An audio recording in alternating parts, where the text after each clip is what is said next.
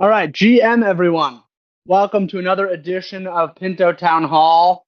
This is the second consecutive Pinto Town Hall where we are generally oscillating around the value target. So I'm feeling pretty good and very excited to chat with the people and sync up. So we're going to run this similar to how we've been running them more recently, where first we'll go around and hear from some of the contributors what they're working on and thinking about. Then we'll open up the floor to see if there's comments and things from the community or questions, issues, topics, critiques, whatever people want to talk about. And then at the end, I'll try to wrap it up with some thoughts on my end. Just want to signpost, I do have a hard stop at the top of the hour, so just keep that in mind. All right. Frio, kicking it to you. How are you doing? GM, doing well, doing well. How are you, Ben? I'm well, thank you. Amazing. Well, this week, was a big week for the protocol and UI team. We've just pushed the convert down penalty or the upgraded one. Uh, last week we discussed the contents of what that's about. And, you wanted more information, you go to the announcements or the GitHub. We have a sensor right up there. But at a high level, we added an additional penalty below $1.50, where Pinto to LP converts get 100% grown stock penalty. And this penalty is in place until a certain amount of Pintos are printed, which is a function of how long the system has been below its value target previously. Additionally, Pinto has also de-whitelisted WRAP-SOL and WETH from a deposit whitelist.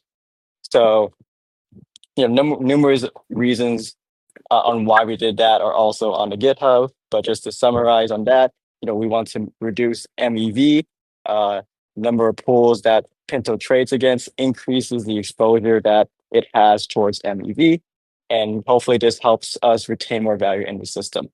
De-whitelisting SOL was more of a necessity due to the fact that farmers who did have these Pinto rep SOL deposited in the system were unable to participate in the LPC gauge system by converting between LP tokens. So because of that, we wanted to remove that from the system as well. Wanted to shout out the rest of the team for crushing it this week. We really wanted to make sure that this was out as soon as possible, given that it seemed very applicable to the current situation. So I'm very happy that it's out, very happy with how we handled it, and here's moving forward. Next up on my list is the convert up bonus. Still chugging along that.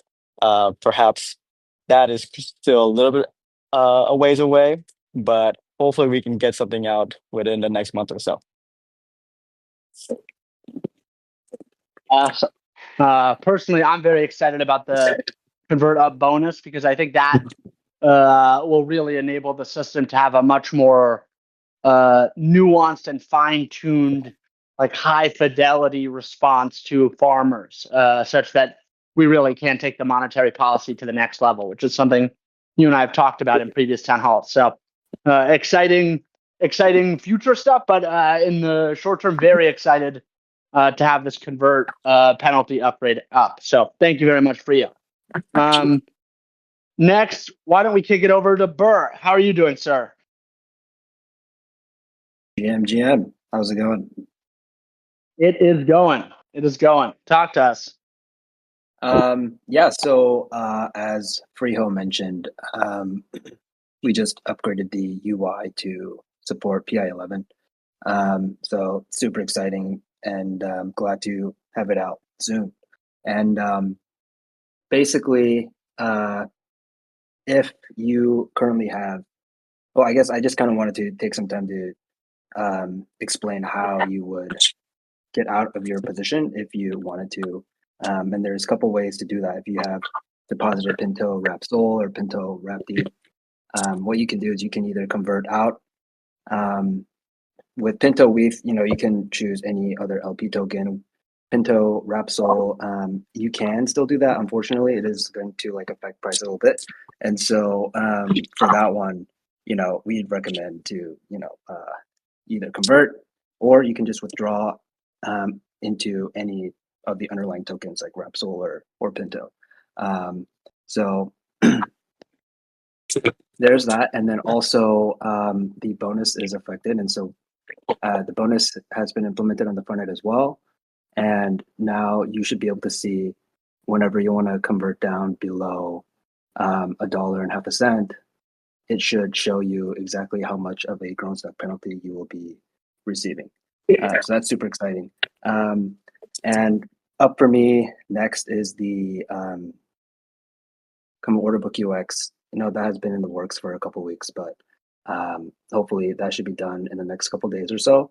And then after that should be implementing the convert up penalty as well as the tractor order book UX on the front end. Awesome. Lots of good stuff there, Burr. Thank you very much for that update. Yeah, maybe just to clarify or elaborate, the Sol LP has consistently had this issue due to the lack of other WRAP-SOL liquidity on base. But we felt, particularly given that the system is in a relatively healthy spot and has the potential to attract new capital soon, that it was better to bite the bullet and minimize the amount of new capital that entered in the form of WRAP-SOL. So ultimately, there is a bit of friction for users to go from WRAP-SOL, Pinto LP, and retain their stock. My premonition is that those that stuck around during the previous debt cycle, or I guess still the current debt cycle, are not going to want to part ways with their stock that they've accumulated. So there is a bit of a friction where the WRAP-SOL LP can only then be converted into Pinto in order to preserve the stock. So there is a limited opportunity to do that from the perspective of you can really only do that conversion when the price is below the value target. So on the one hand, still pretty high friction, unfortunately, to do that, which is unfortunate. But on the other hand, feels like a good idea to just bite the bullet and remove SOL from the system now before any more of it enters the system. So, one way to think about it is that, yeah, most of that SOL is likely going to be converted up. So there is sort of a bid there for Pinto, I'm saying. But, yeah, we're making the best of a slightly high friction situation. So thank you very much for all that color, Burr. All right, I'm going to swing it over to Pintosito. Well, let me unmute him first because there was some noise coming on his end. Pintosito, are you in a good spot? Hey guys, sorry about that. Yeah, I'm in a good spot, although I'm not able to spend much more time here because I'm getting ready for Stable Summit. So that's gonna get going in a few hours, so I'm very excited. I'm gonna have to dip off this call now. But otherwise, yeah, just been carrying forward with the communication stuff, trying to get a lot more active on Twitter. Happy to collaborate with Ben on the recent article that he made, which was awesome. He posted it as a very powerful thread on Twitter or X.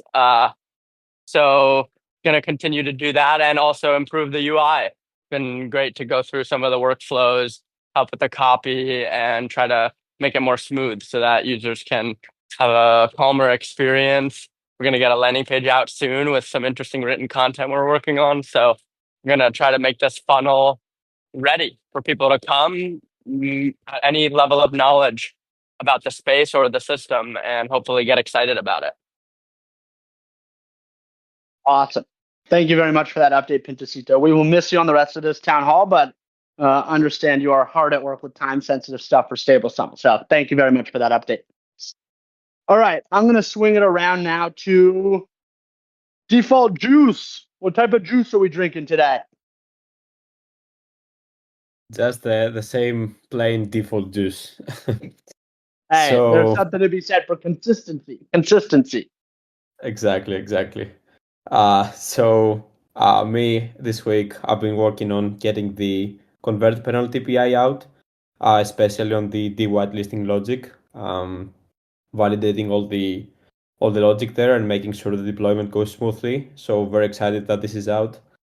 And other than that, I've been scoping out the Beanstalk shipments. So for those who don't know, the protocol has promised to pay out 3% of all new prints after 1 billion to all Beanstalk participants, split equally between unripe holders, fertilizer holders, and the old pod holders. So there needs to be a way to codify that, and distribution will take place, obviously after 1 billion, but the logic needs to be similar, like how the old Beanstalk terms were agreed on by the DAO. So each participant will receive, starting from the field, we're gonna recreate the old Beanstalk pod line, and each participant will receive a plot that's gonna be equal to their Beanstalk plot. And as new Pinto get printed, their old pods are going to become harvestable, but inside the Pinto diamond. And on the unripe side, Beanstalk participants will receive one ERC20, like receipt token that represents their BDV inside Beanstalk, both for unripe tokens and unripe LP. That's going to be redeemable one to one for Pinto as Pinto expands its supply. And then finalizing the fertilizer, the payment system for the fertilizer is going to be like exactly the same like Beanstalk. So all states are going to be replicated, and the terms are going to be exactly the same, just like a snapshot from Beanstalk to Pinto. So over the these couple of weeks, I'll be working on that. But yeah, that's it for me. Awesome. Thank you for that update, Juice. Yeah, personally, I think it's a very important part of our process here with Pinto is to try to make as much as possible there to be continuity in the credit worthiness of the model. So for me, this is something that when we decided to do Pinto as a fork of Beanstalk, we felt that it was essential to honor to the best extent possible the historical Beanstalk debt. And with that said, though, one of the lessons we learned the hard way with the Beanstalk replant is that if you're too aggressive with how you try to repay the old debt, ultimately that can be a significant burden on the protocols. So we ended up in a middle ground where nothing's going to get paid back until 1 billion, and even after 1 billion, it's a very small amount of the mints. But it feels like a really great way to align the Beanstalk community with the Pinto community and ultimately create a reliable credit worthiness of the system. So, yeah, I think it's about time that we actually implement that. Obviously, when we originally launched Pinto, it didn't seem like 1 billion Pinto was going to happen overnight. But now we find ourselves in a position where it seems like, we might be taking on some risk if we don't start implementing it soon enough. So, thank you very much for that update, Default Juice. All right. Who else should we swing into? What about Floyd Rainweather? How are you, sir? I'm doing great, sir. How are you doing? I'm hanging in there, brother. Thank you very much. Talk to us. Awesome. That's awesome. On my end, it's been continuous work on the landing page. It's coming along pretty well. And helping on other things in the UI. There's been a couple of small fixes here and there, and I've assisted in the deployment of the new PI. Huge shout out to Default Juice and Freeho for the contract work, and Burr for the UI work. Real championship team material, those three guys.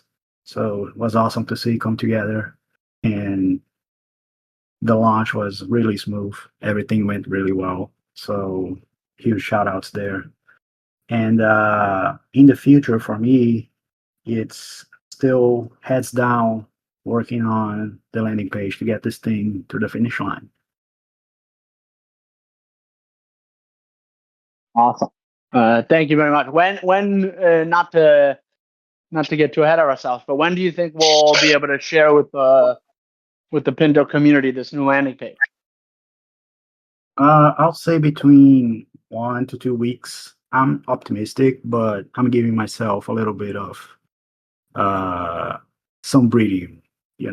I tend to be too optimistic sometimes, so I'm gonna err on the side of caution this time. Appreciate that. Yeah, I'm very just excited. Go ahead. for for everybody, Floyd has always been a grinder. So, he's super optimistic, super hardworking. So, just wanted to say that to everybody. I really appreciate Floyd for taking the time to grind so hard. And yeah, not much else Thank to you, say. bro. Appreciate it. Appreciate you too, man. I think one of the coolest things about Pinto is that even after Beanstalk really had a hard time, there were enough believers in the thing, in the potential and the power of what we are collectively building, that people really did stick around, and not just stick around, but grinded their asses off to get us where we are today. So thanks, Rio, for that shout out to Floyd. I couldn't agree more. For me, I am excited about the landing page. I think it is part of a bit of a facelift that we're trying to do with respect to the content for new users, such that, as Pintosito was saying, somewhat independent of the level of sophistication of someone that comes and checks out Pinto, that we have a welcoming environment for that. So that spans not just the interface itself, but the documentation, and of course our community channel. So for me, it is really great to see everyone here in the town hall and see the chatter in the Discord and also on Twitter. So it's been a long time coming, a lot of these upgrades with respect to the user. So thanks for that update, Floyd. All right, let me see if there's any other contributors here that we want to swing the mic to. Pinto Pirate, how are you, sir? GM, everybody. No, you can't forget about me. Heaven forbid. Doing well. Yeah, so we just deployed the new PI. There's a couple things that have come up that I'm trying to fix that look like the de-whitelisting has affected. I just noticed it looks like it's affecting some of the price feed we have for the exchange on CoinGecko. So I'll be getting that fixed today. And just hopefully everything else has gone over smoothly. But beyond that, I'm working with Default Juice on what he was just describing about the Beanstalk shipments. So I'll be sourcing all the data for that, looking as of the snapshot block, which is the block on, I guess it would be on Arbitrum of the same time that Pinto was deployed. So we'll be snapshotting all the balances of the Beanstalk holders, as well as looking into, for those Beanstalk accounts who didn't migrate from Ethereum to Arbitrum, we'll be looking at what their balances were as well. So we'll be getting all that data, and then should be exciting to see those all get set up. Awesome. Thanks for that update, Pirate. And speaking of the Beanstalk holders, I see Harry Smith popped in. So Harry, you should know we're hard at work to make sure that the credit history from Beanstalk is integrated into Pinto. Nice to have you here. So I'm still waiting till we get to hear from you, but hopefully maybe when we're at 1 billion beans or something fun. Who else is here? Captain, what's on your mind? You got anything you want to talk about with the crew? Not much news. I'm just very happy with the process now and the direction we are heading. So congrats, guys. Thank you for all the changes.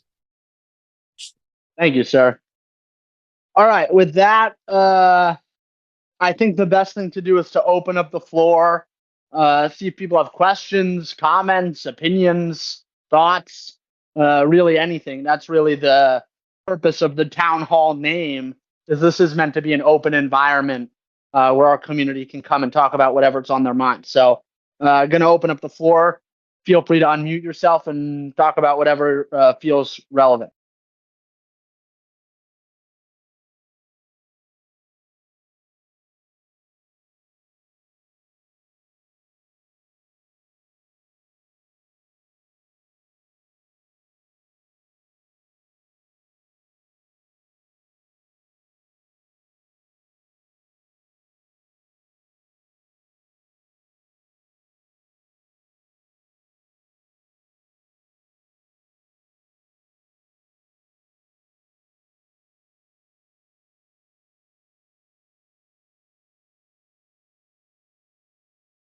Going once.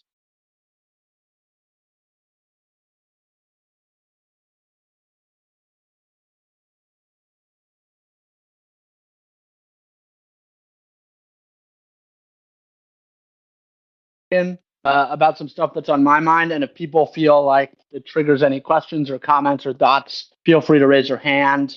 I think that's a feature here, right? And I'll try to call on you.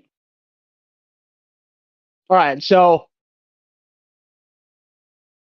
I've been quite intrigued, to say the least, by the activity that we've experienced over the past 2 weeks. And last week I got an opportunity to talk about it briefly, but it seems like this time there's a bit of a bigger window. So I'll elaborate on some of my analysis.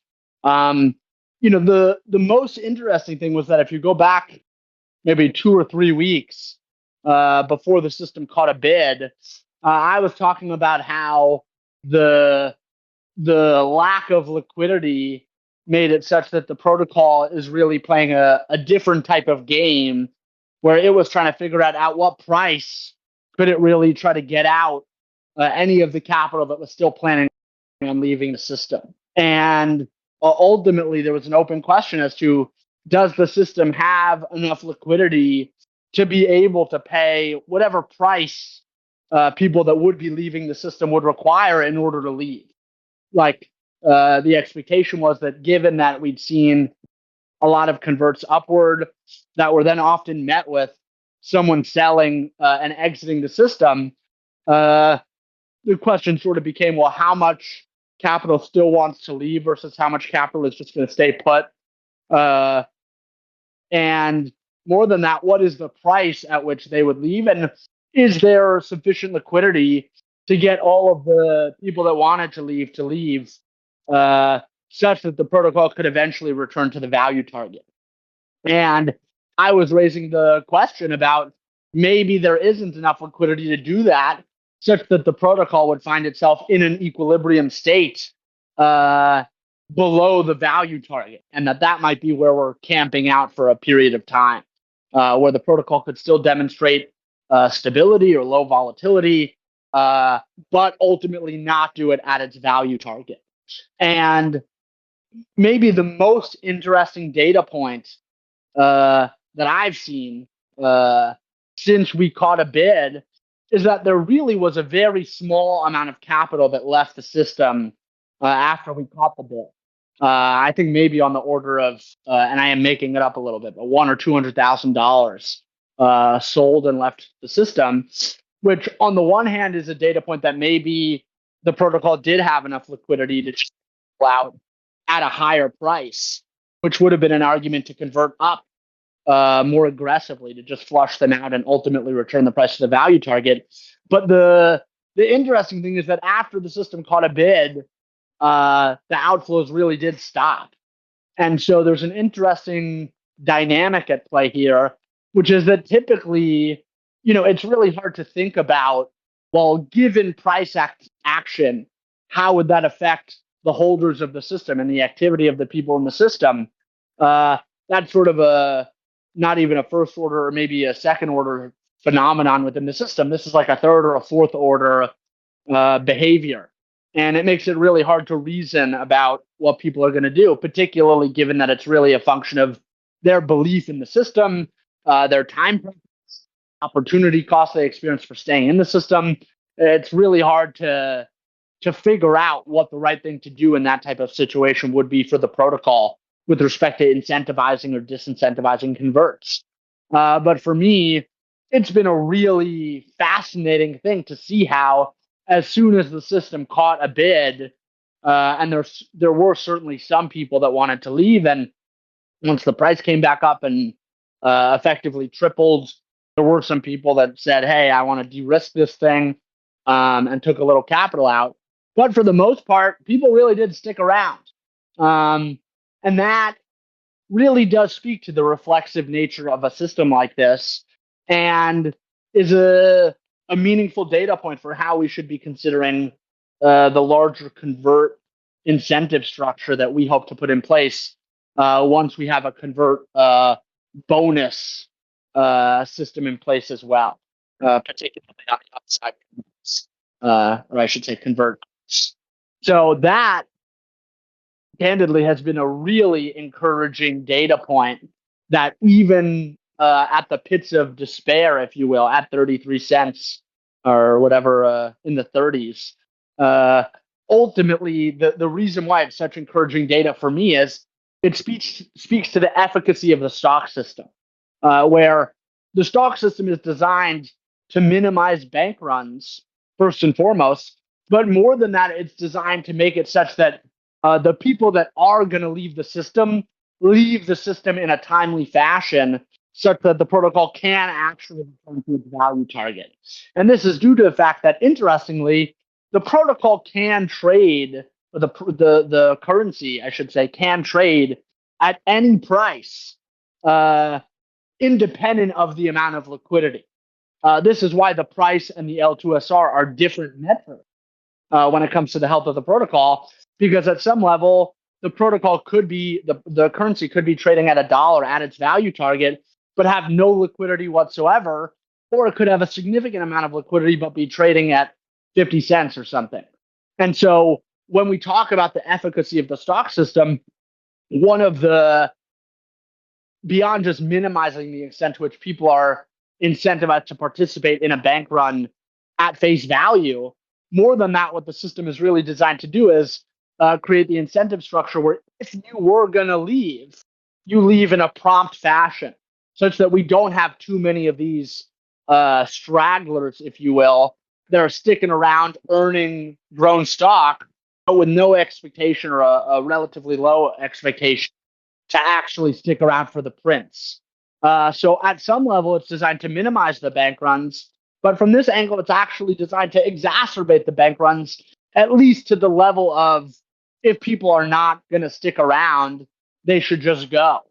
And what we saw in practice from the data, and I do want to highlight, it's not perfect data, because we did go from a low price to a high price basically instantly. So there was definitely some element of maybe people's behavior changed because of this new data and the fact that the system seemed to be in a much stronger position as a result of this large purchase that we saw. So it's not exactly perfect, but the fact that we saw so little value leave the system after the protocol returned to the value target speaks volumes, in my opinion, about the efficacy and the design of the stock system as it's currently implemented. And particularly when you think about future cycles, right? Let's say that the protocol, inshallah, grows to 10 or 100 times its current size this cycle. As it pays off its debt, it grows, and to what size it'll grow, we don't know. Ultimately, it is quite reasonable, given the early stages that we're in, the lack of real-world utility for the currency yet, and therefore the speculative nature of the system at this stage of the game. I believe it's quite reasonable to expect that we're going to find ourselves in a similar situation where we're below the value target at some point in time, but have much more liquidity than we did this time around, such that maybe the cost to bid up the system or buy the currency back to drive the price up back to the value target is going to be maybe an order of magnitude or two, potentially, although we'll see how, this thing does run in cycles. So 2 orders of magnitude might be a lot. But let's say that we find ourselves in a position where the system is relatively stable, not too much capital is coming in or going out, a la what we saw this time around, but the protocol is $10 million below the value target because it has more liquidity. So in order for the system to return to the value target, we would need a much larger an order of magnitude larger bid in order to do more thing. The data is particularly encouraging because I think there is a reasonable argument that people could make if they find themselves in that circumstance where they're interested in the protocol, they believe that the mechanism has the potential to really work. The system has logged good data, but it's below its value target, but hanging out and relatively steady. I think the data that we've seen over the past couple weeks is very strong evidence that people could use to justify bidding $5 or $10 million into the system in such an instance. And so even though we're talking about theoretically, and we don't know exactly what circumstance the protocol is actually going to find itself in the future, for me to see that once the system caught a bid, and there was very clearly a price, like for $1 million, you can bid up the price back to the value target. We saw once someone took that action, the fact that generally the behavior of all participants was to stick around really is strong evidence that in the future, people can use to justify bidding up the system when it's below its value target. So I've been really impressed is the right word by what's going on. And I think it speaks well, it bodes well for the future of the system. Now, with that said, obviously nothing's promised. And at this point, this is still very experimental in nature. But I think we do need to look at what's actually happening behaviorally and observe and see if we can update or improve the model from there. And I have to say, this has been some really encouraging data. So that's my first and foremost reflection on what's been going on over the past 2 weeks. I know I've been talking for a bit, so maybe what I'll do is I'll open up the floor again, see if people have questions or comments about what I've said, or maybe something separate that they want to talk about. So I'm going to open up the floor again for a minute here. Feel free to chime in. Clarification? Please. Thanks for the high-level analysis. Can you just restate in plain terms why people are incentivized to leave if they're not long-term holders, like how the system encourages them to do so? Well, fundamentally, what the stock system does is that it introduces an opportunity cost for leaving if you're going to come back, right? So the whole meat of the stock system is that if you are in a bank run, you're basically faced with a decision. Do I leave and come back and maybe buy in at a lower price? Or do I stick around and hold tight even though I know there's a bank run happening? Now, the kind of flip side of that dynamic is the stock is only valuable if the system is going to mint again and you're going to be here for the mints. So the way that works in practice is that, and again, this is why I said it's sort of a secondary level incentive structure that the stock has. If your plan is not to stick around to receive the benefits of the grown stock that you've accrued for sticking around during a debt cycle, then there's really no reason to stay other than in the hopes that you're going to get a slightly better price, right? But if the system is already in a downward cycle or the price action is generally negative, which was exactly the situation that we found ourselves in, that the price was sinking lower over time, it's really hard to justify if you're a financially or economically motivated actor to stick around if your plan is not to stick around for the growth cycle thereafter. Does that make sense?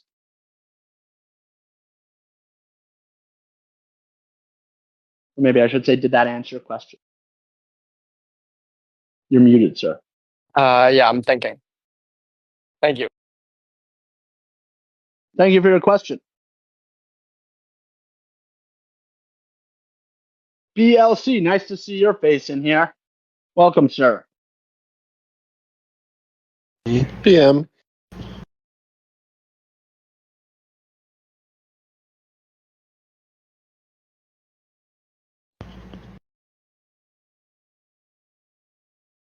What other questions or comments do people have? I'm kind of curious about something. Hit us. Ben? Yeah, so I mean, you mentioned how as liquidity starts entering the system, as like liquidity starts entering the system, you expect it to be more difficult like price becomes less sensitive, essentially. So I'm wondering if there's a way for us to implement in like a volatility metric, maybe like realized vol over whatever rolling period, to just see what the change in price volatility looks like as the protocol matures as a whole. I feel like it would be a cool data point to track. Yeah, I think that's very interesting. First I would say Pinto Pirate. Did you hear that? There's a request for a new metric from the community. Oh, I'm sorry, I missed it. I was working on something. What is it? Well, BNC, you want to restate it? Yeah. So I mean, essentially the thought is right. Under the presumption that liquidity enters the system, everything basically gets bigger, the pools get bigger, you would expect less price volatility, to just implement a realized vol metric so you can look historically how volatility has changed with the price target. Yeah, well, we do have, yeah, I mean, that's interesting as like a trading volume. We do have some data on that currently, and then there was a new chart that was posted maybe like a week ago or so that shows the volatility of the crypto market in contrast to Pinto. And that one's really interesting because especially over the first like few months of deployment where Pinto was, very tightly, oscillating around the value target, you see like Solana just like goes like up and then down. It's just like these like massive swings, and same, with ETH. And then Pinto is just kind of like more or less this like really straight line. That's a pretty fun one to look at. But yeah, that'd be interesting as it pertains to volume as well. I think you could construct that kind of a chart already on like the big everything, the all data page, where you can just kind of pick which data points you want to see on the chart. Maybe you can find what you're looking for over there. For sure. Cool. Thank you. And I would say, BNC, if you don't find the specific metric that you are talking about, make sure that you reach out. We'll try to get it implemented for you. I think it's great that the community is asking for more data. For sure. Where I think this is most interesting is, ultimately there have been attempts like Rye, I believe, to effectively have low volatility, but with respect to some price that's not $1 or some index on the value of $1. And so I can imagine a future version of the model, that the value target itself is a function of the historical price of Pinto itself. Now that I question the utility in the short term, given the fact that there is an excess demand for dollars on chain. And that really does feel like the place where a protocol like Pinto is going to start to find product market fit in the short and medium term, is as a scalable yield generating alternative to USDC, USDT, and their yield bearing equivalents. But in the long run, ultimately, a credit based currency like Pinto can target any value target that the protocol chooses that can be measured. So right now we use $1 as a proxy or value target, but ultimately I think it is something to consider. Like, as the system settles down and the volatility of the system cools off a bit, which it will at some level be due to an increase in the liquidity of the protocol, that's a really interesting thing to consider. I think maybe just one thing to caveat with what you said, BNC, is that ultimately, even with higher amounts of liquidity, there is still a reflexive element here. And I don't know if it's reasonable to expect a one-to-one correlation with an increase in liquidity corresponding to a decrease in volatility. Although in practice, of course, if the system has more liquidity, it will be able to handle more volume in size while experiencing less volatility in practice. So that's certainly true, like in a practical, immediate sense. But in the grand scheme of the model, liquidity is definitely good in the sense that it's healthier. to have more liquidity. But as we've seen with Pinto, for example, in the early days, it had a very high L2SR. And ultimately, during the debt cycle, basically that entire L2SR did, maybe I should say the liquidity dried up and the L2SR came down quite heavily. So, once we introduce volatility as another metric that the model is optimizing around, I believe that the complexity of the algorithm will increase dramatically. And so for me, in the short term, really the next step in improving the efficacy of the model and taking it to the next level is not, I don't think we're at the point where we can really afford to introduce additional metrics that the protocol is optimizing around. Instead, I'm really interested in doing a study in how the protocol can incentivize or disincentivize converts in various instances, depending on the price action, the debt level, and the liquidity level. So that could be a discrete, instantaneous snapshot, like what currently happens with the seasons or the sunrise, I should say, for the most part. Or what I think really is more likely to make the model be able to flourish, given the multiple axes that it's optimizing around, would be to potentially consider data across multiple seasons. So some sort of look back that where the system tries to understand its momentum, not just over the previous season or the previous two seasons, but over a longer time horizon, so the protocol can better understand whether or not in a given moment it should be incentivizing or disincentivizing converts. And of course, under this lens, the data that we've gotten over the past couple of weeks that I was just talking about is really like meaningful. You really can't buy data like that, if you know what I'm saying, because the only way to get it is to actually be out in the wild and seeing how people respond to the system in practice. So, I'm very interested in incorporating volatility into the system eventually. I could see it being a meaningful metric that even goes into that upgraded monetary policy that factors in the state. Like that feels really interesting and compelling. But ultimately, so far, the strategy that we've taken, which I think is the best strategy when it comes to systems that are so complex, is to only add a couple of things at a time, get the data to understand how the changes that were made actually affect the system, and then iterate continuously thereof. Whereas if you sort of just throw a ton of shit at the model at once, it can be pretty hard to decipher what the data actually is saying. So a little bit of a digression here, but was inspired by your question, BNC. So thank you very much for chiming in. Appreciate the answer. Also want to chime in on the technical side. The EVM disincentivizes long-term storage. Every time you add data onto the Ethereum, or I guess in this case, the base network, you incur a very high cost. So the reason why we've been very hesitant, in addition to we don't have the data necessary from a model perspective to even kind of fabricate this at the first time, it just takes a lot of execution cost to have some look back over end seasons. It's really, as it is right now, Pinto is, when Pinto was launched as Beanstalk, we really tried to optimize on gas costs, decreasing the friction to utilize the system.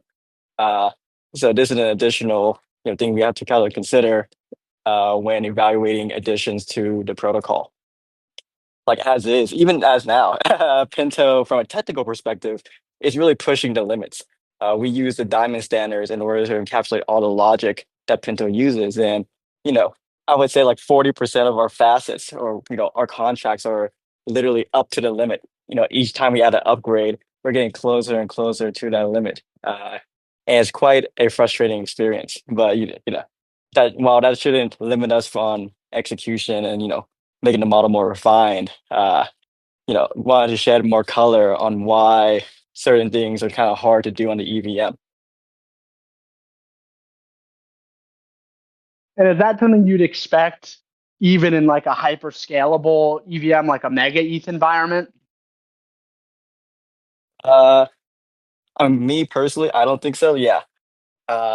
It's interesting because base is totally EVM equivalent, and they have basically a single sequencer, but haven't changed how the gas costs of the various actions compared to the L1, right? It's still the same base gas cost. Now, obviously, the base cost itself of gas is much, much smaller, to the order of 10 or 100 times smaller.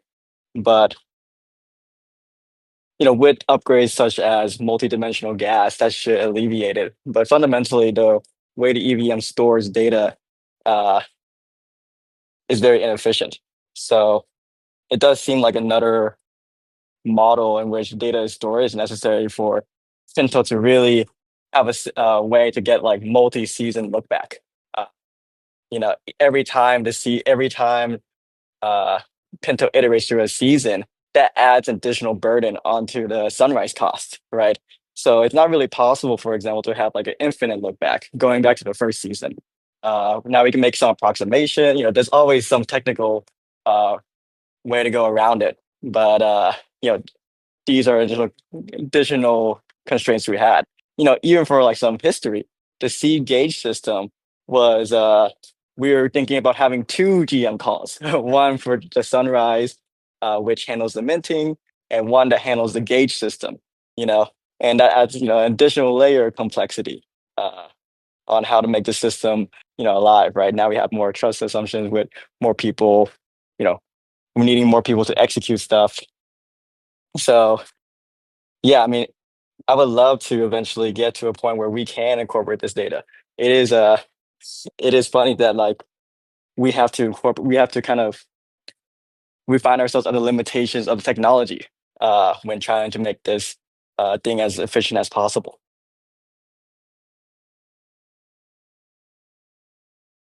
Awesome. Thank you for all that color, Frio. All right, we have just a few minutes left here. As I said earlier, I do have a hard stop at the top of the hour. So with that said, I'm going to open up the floor again to see if anyone has any comments, questions, thoughts, opinions at this very exciting time in the protocol's history.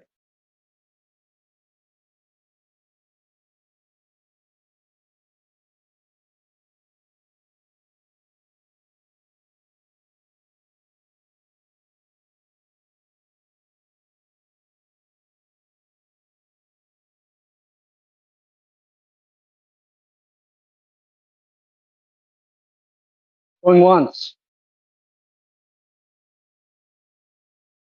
Going twice. All right, so I'm going to wrap up here with some brief thoughts. We may end a couple minutes early. The people in this call obviously care about Pinto. And I believe we're at a point in time where, Max, do you have something to say? All right, maybe they're just maybe they just hopped in and there was a microphone issue. We're at a really important point of time, I believe, where it will benefit the system and each of us who are obviously holders in the system, or presumably, to get more eyeballs on this thing and to spread the word.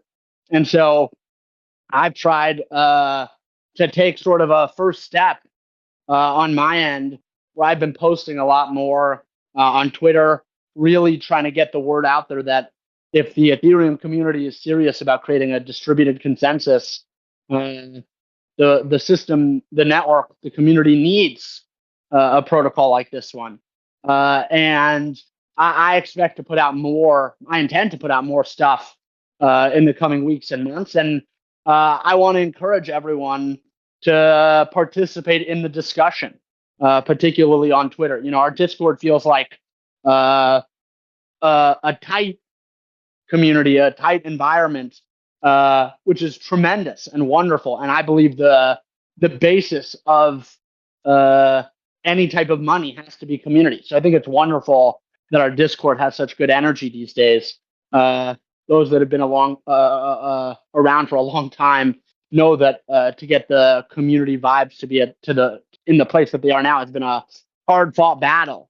But I want to encourage people to on Twitter and potentially other channels that are more externally facing to try to spread the word and amplify the content that we are putting out to justify our work here. And ultimately, I totally understand that given the risky nature of this thing, people may be hesitant to put their stamp on it and to really use their voice to amplify. But I believe this is a social phenomenon, and we can do it in an authentic way that conveys the risk and the experimental nature of our project and our work, and do it in a way where people feel like, wow, this is really cool, and we should take these guys seriously. I do think it's essential that as part of that process, people do talk in a way that is authentic and not at all like what Doquan was putting out there, for example, like you're an idiot if you don't participate. I think language like that and a tone like that is quite cancerous to what we're trying to build here.